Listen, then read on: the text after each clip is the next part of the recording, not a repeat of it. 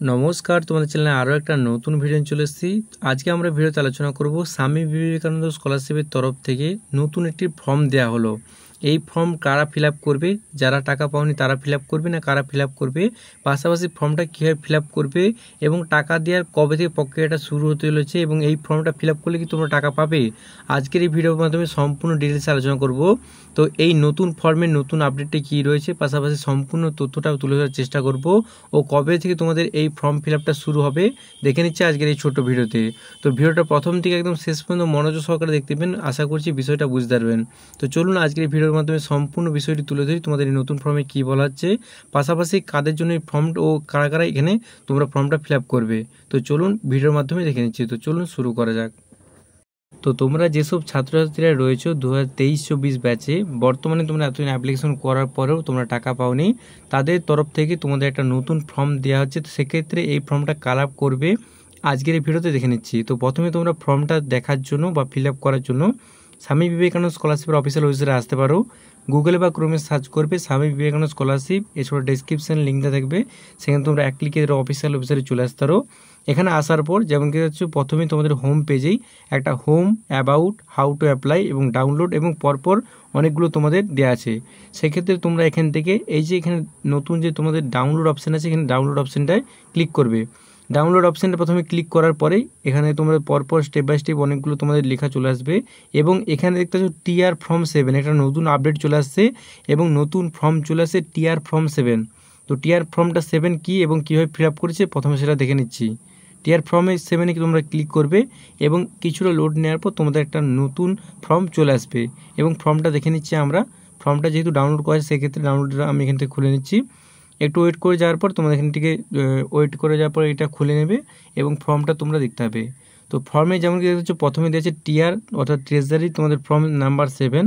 এখানে তোমরা কীভাবে ফর্মটা ফিল আপ করবে এবারে দেখে নিচ্ছি। ফর্মটা ফিল আপ করার জন্য নেম অফ দ্য ব্যাঙ্ক তোমাদের বা ব্রাঞ্চ নেম অফ, যেমন দেখতে হচ্ছে এখানে তোমাদের প্রথমে ব্যাঙ্ক এবং ব্রাঞ্চ নেম দিতে হবে এবং তোমাদের ট্রেজারি কোড দিতে হবে।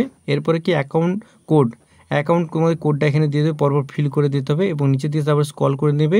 এরপরে কি details of head account holder এবং তার পাশাপাশি দেখতে পাচ্ছ যেমন কি তোমরা কত টাকা এখানে দিতে চাইছো সেটা তোমাদের এখানে লিখে দিতে হবে যে কত টাকা তোমরা দিতে চাইছো। তারপরে দেখতে পাচ্ছ তোমরা পরপর যে নেম অ্যান্ড অ্যাড্রেস, তোমাদের অ্যাড্রেসটা এখানে দিতে হবে, ঠিকঠাকভাবে পূরণ করতে হবে।